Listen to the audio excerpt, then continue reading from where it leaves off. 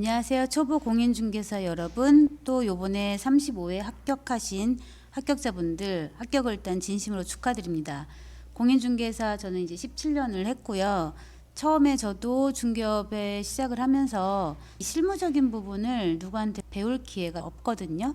옆에 있는 부동산이 알려주거나 또 어디에 소속되어 들어간다 하더라도 실적으로 차근차근 알려주는 경우는 많지는 않습니다. 스스로 터득하고 깨우쳐 나가야 되는 부분들이 어떻게 보면 가장 어려운 부분일 수도 있는데요. 이런 부분들을 보완하고자 여러 교육기관을 많이 다니시는 걸로 알고 있는데, 막상 돌아서면 다 까먹고 실질적으로 현장에 나왔을 때 계약서 작성할 때 쩔쩔매는 경우를 제가 정말 많이 봤습니다. 그래서 정말 간단하게 계약서를 쓸 때 꼭 들러야 되는 그 사이트들이 있잖아요. 그 사이트들을 한번 천천히 보면서 당황하지 않고 계약서를 작성하는 그런 연습을 한번 해봤으면 좋겠습니다. 기본적인 사이트를 알려드릴 테니까 잘 숙지하셔갖고 업무에 큰 도움이 되시길 바라겠습니다. 제가 운영하는 네이버 나는 중개사라는 카페가 있는데요. 경력자나 초보자 공인중개사분들이 다 모여 있고 또 일반인들까지 들어와 있는 카페로서 많은 정보들을 교류할 수 있고 중개사들끼리 실무적인 얘기도 많이 나눌 수 있는 카페인데요. 이 카페에 꼭 필요한 링크를 걸어놨습니다. 부동산 공시가격 알림이부터 시작해서 국가공간정보 포털 사이트까지 쭉 올려놨는데요. 우리가 처음에 계약할 때 맨 처음에 들러야 되는 사이트가 어디 있죠? 바로 인터넷 등기소입니다. 물건을 접수받고 계약하려면 소유주 확인을 해야 되기 때문이죠. 대법원 인터넷 등기소에 들어오셔서 열람이나 발급으로 들어갑니다. 발급과 열람의 차이는 제 영상에 간단하게 올려놨으니까 참고해서 보시면 되고요. 첫 화면에 보시면 간편 검색, 소재 지번으로 검색, 도로명 주소로 검색, 이렇게 다 검색이 있는데 소재 지번으로 찾기를 한번 눌러보도록 하겠습니다. 그러면 토지와 건물인지 집합 건물인지 아니면 토지인지 건물인지 일단 이 부동산 구분부터 초보분들은 헷갈리십니다. 도대체 이 주소가 집합 건물인지 아니면 단독주택인지조차 헷갈리는데 이걸 어디를 선택해야 될지 고민이 되시거든요. 그럴 수 있겠죠. 그렇기 때문에 이 소재 지번으로 찾기를 들어가지 마시고 간편 검색으로 들어가시면 저절로 알아서 검색을 해줍니다. 예를 들어서 십정동 360의 2호번지를 검색해 보겠습니다. 그러면 여기는 어떤가요? 건물하고 토지가 나눠져 있죠. 즉 집합 건물이 아니라 아마 주택이나 그런 상가주택 건물이겠죠. 이런 식으로 내가 굳이 힘들게 부동산을 구분해서 토지 건물인지 집합 건물인지 선택하실 필요가 없습니다. 이렇게 주소만 쓰셔도 바로 이렇게 되기 때문에 아주 간편하고요. 또한 아파트 같은 경우는 여기다가 번지수를 쓰고 직접 동호수를 씁니다. 직접 동호수를 타이핑하면 딱 그 동호수에 맞춰서 등기부 등본을 아주 간편하게 열람하실 수 있습니다. 그래서 간편 검색을 이용하시라는 것을 말씀을 드리고 등기부 등본을 떼어서 확인을 했습니다.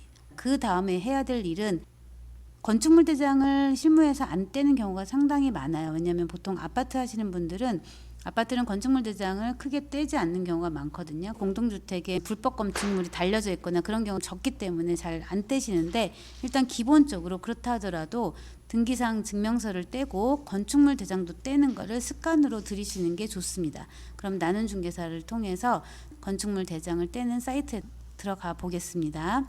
정보24 들어오면 이 사이트에는 각종 대장도 떼실 수 있고 개인의 어떤 서류도 떼실 수 있는 그런 사이트인데요. 우리는 지금 토지 대장이 아니라 건축물 대장을 떼겠죠. 건축물 대장을 눌러보겠습니다. 그래서 발급하기를 들어가시면 회원으로 되어 있으시면 아무래도 간편하게 열람하실 수가 있겠죠. 그럼 여기에 주소를 넣고 검색을 하시는데 대장 구분은 요거는 필수입니다. 일반으로 하거나 집합으로 하거나 둘 중에 하나. 등기부를 뗐기 때문에 이게 집합인지 단독주택인지 확인이 가능하시기 때문에 이렇게 선택하시고요. 대장 종류도 필수인데 일반일 때도 총괄과 일반이 있는데, 총괄 같은 경우는 전체 큰 얼굴을 떼신다고 생각하시기 때문에 우리 실무에서는 총괄을 떼는 경우가 없고요. 일반 단독주택에서 일반을 떼셔갖고 건물 동을 선택해서 띄시면 되고, 집합 같은 경우는 그 101동의 101호가 궁금한 거지 이 총괄이나 표제부는 궁금한 부분이 없거든요. 요 전유부를 떼시는 건데 중요한 거는 요 표제부나 초음가를 떼야 되는 경우가 있습니다. 그때가 언제냐면 계약서 말고 확인 설명서를 작성하잖아요. 확인 설명서 작성 사항에 첫 번째를 보시면 여기에 내진 설계 적용 여부가 나오거든요. 그래서 내진 설계를 적용 비적용인지 아닌지를 확인하려면 건축물 대장에 전유 부분에 표시되어 있을 수도 있고 아닐 수도 있을 경우가 있기 때문에 그때는 표제부나 총괄을 떼셔서 내진 설계 적용 여부를 확인하셔야 된다는 거, 그거를 기억하셨다가 실무에서 적용하시면 되겠습니다. 자, 그럼 우리가 건축물 대장을 이렇게 떼었고 그 다음에 확인해야 될 사항이 무엇일까요? 건물에 대해서 확인했으니까 이제 땅에 대해서 확인을 해야 되잖아요. 그래서 토지 이용 계획 확인원, 여기 한번 볼게요. 여기 토지 이음이라 그래서 토지 이용 계획을 떼시면 되는데 토지 이용 계획 사이트에 들어가시면 이렇게 다양하게 토지에 관련된 정보를 보실 수 있고, 요것보다 실무적으로 조금 더 편리한 사이트가 있는데 그걸 하나 알려드리려고 합니다. 보시면 일사편리라고 하는 사이트가 있거든요. 인천도 일사편리가 있고 서울도 일사편리가 있는데 부동산 정보 통합 열람이라 그래서 토지 정보도 나오고 건축물 정보도 나오고 토지 이용 계획도 나오고 개별 공시지까지 나와서 한눈에 기본적인 사항을 다 파악할 수 있기 때문에 매우 실무적으로 유용한 사이트가 됩니다. 나는 중개사에 올려진 일사편리를 이용하시고, 여기에 대한 링크는 서울의 일사편리이기 때문에 인천도 따로 일사편리 사이트가 다르게 있거든요. 그래서 기본적으로 한번 보겠습니다. 서울시 강동구에 강일뚝의 번지수 1번지수를 한번 검색을 해볼게요. 이렇게 검색을 해보면 건축물 대장은 없다고 나오네요. 그러면 기본 정보가 있고 이 땅에 대한 개별 공시지가랑 그 다음에 땅에 대한 면적, 토지 이용 계획에 대한 이런 제한 사항들을 기록해 되어 있는 게 있습니다. 그리고 토지 정보도 좀 더 자세하게 나왔죠. 지목이 변경된 적이 있는지, 합병된 적이 있는지 이런 부분들까지 보실 수 있고, 건축물은 없기 때문에 건축물에 대한 정보는 없습니다. 토지 이용 계획 확인원에 있는 기본적인 정보도 여기서 보시고 인쇄를 누르시면 바로 이렇게 출력해서 고객들한테 보여주실 수 있고, 연도수에 따라서 바뀐 개별 공시지가도 살펴보실 수 있기 때문에 토지 이음에 들어가는 것도 괜찮지만 우리가 이 토지 이용 계획만 있는 게 아니라 전반적인 정보가 필요하다 그러면 이렇게 일사편리를 이용하시면 아주 정말 편리하게 기본 정보를 취득하실 수 있다는 것을 기억해 주세요. 자, 그러면 우리가 확인 설명서에 쓸 때 확인 설명서 이쪽을 가서 보시면 여기에 개별 공시지가가 있고 이 일사편리에서 개별 공시지가를 보실 수 있었잖아요. 그런데 건물 공시가격도 쓰게 되어 있거든요. 이 건물 공시가격도 확인 설명서에 기록을 하기 때문에 이거를 또 검색하셔야 됩니다. 그러면 이 사이트는 또 어디일까요? 바로 나는 중개사 카페에 보시면 여기 있습니다. 부동산 공시가격 알림이 이 사이트인데 여기 보시면 공동주택 공시가격, 또 개별 단독주택 공시가격, 뭐 공시지가, 개별 공시지가도 다 보실 수 있거든요.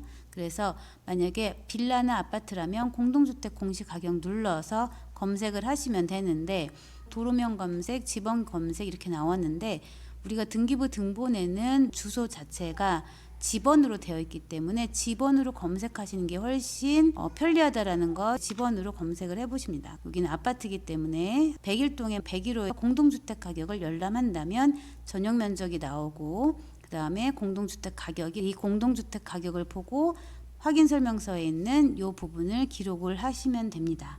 자, 그럼 우리가 건축물에 대한 정보도 확인을 했고 또 개별 공시지가, 공동주택 가격까지 검색을 했다면 또 확인 설명서에 써야 되는 게 있는데 여기 건폐율과 용적률 상한을 쓰셔야 되거든요. 이 부분은 시험 공부 많이 할 때 들어보셨죠?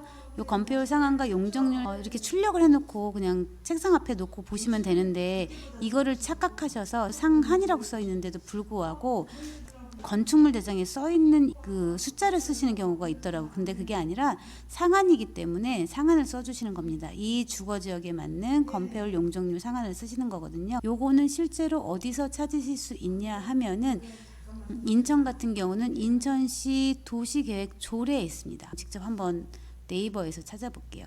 인천시 도시계획조례. 요거는 찾아보기만 할 거고요. 실제로는 출력해서 쓰셔야 됩니다. 이거를 매번 찾아볼 필요는 없고요. 인천시 도시계획 조례 5절에 가시면 나와 있습니다. 서울시도 마찬가지로 서울시 도시계획 조례에 나와 있습니다. 보시면 건폐율 용적률 나와 있잖아요. 이렇게 보시면 되고 요거를 출력해서 간단하게 기록을 하실 수 있다. 그렇게 생각하시면 되겠죠. 그래서 계약서에 건폐율 상한과 용적률 상한을 쓰는 겁니다. 이렇게 순차적으로 등기부 등본부터 시작해서 계약을 하실 때 꼭 필요한 서류를 순서대로 했는데요. 다시 하면 등기부 열람을 간편 검색으로 하시고 건축물 대장을 열람하시는데 기본적으로 전유부를 하시는 건데 표제부나 총괄은 내진 설계 때문에 필요하실 수 있으니까 검색하셔야 된다. 그리고 여기는 일반인지 집합인지 또 선택하셔야 되고 그 다음에 토지 이음에 들어가셔도 되고 일사편리라는 사이트를 이용하셔도 되고 공동주택 공시가격은 이 사이트에 들어가서 검색하셔서 이용하셔라. 이게 간단하게 말씀을 드렸고요. 제가 이 영상들을 올리는 이유는 17년을 중개업을 하면서 저 또한도 많이 불편했던 부분들이 있었거든요. 많이 알려주지도 않고 직접 찾아 나가야 되는 부분들이 있었는데 그런 부분에 대해서 좀 소통하고 싶었고 그래서 궁극적으로 제가 만든 이 네이버 나는 중개사 카페에 일반 회원분들도 들어오고 계시고 현업 공인중개사 그리고 공인중개사를 공부하시고 계신 분들 아니면 이제 막 따신 분들 또 이제 경력이 좀 짧은 분들 모든 분들이 들어와서 궁금한 실무적인 얘기도 하실 수 있고 그리고 물건을 내놓고 구하실 수도 있고 다양한 정보들을 제가 또 꾸준히 올리고 있고 저뿐만이 아니라 변호사님과 또 중소형 빌딩 빅데이터 사례를 올려주시는 전문가분들이 계십니다. 이런 것들을 이용하시고 도움되는 링크를 통해서 들어가셔서 직접 열람 발급해 보셔야지만 내 것으로 만들어지니까 이용해 보시면 되겠고요. 초보분들이 꼭 필요한 다양한 이런 실무 팁 유튜브로 또 올려드리도록 하겠습니다. 오늘은 계약서 작성할 때 꼭 필요한 사이트 한 번씩 쭉 훑었고 더 중요한 거는 이 사이트를 매번 네이버로 검색해서 다니실 수는 없잖아. 비효율적이에요. 여기 보이는 이 윗 화면이 이렇게 즐겨찾기로 해놓으시면 된다. 근데 또 이 즐겨찾기를 어떻게 하는지 모르겠다는 분들도 계시는데 아주 간편한 방법이 있으니까 그런 것도 필요하다면 추가적으로 영상을 만들어서 도움을 드리도록 하겠습니다. 그럼 오늘 영상 시청해 주셔서 감사합니다.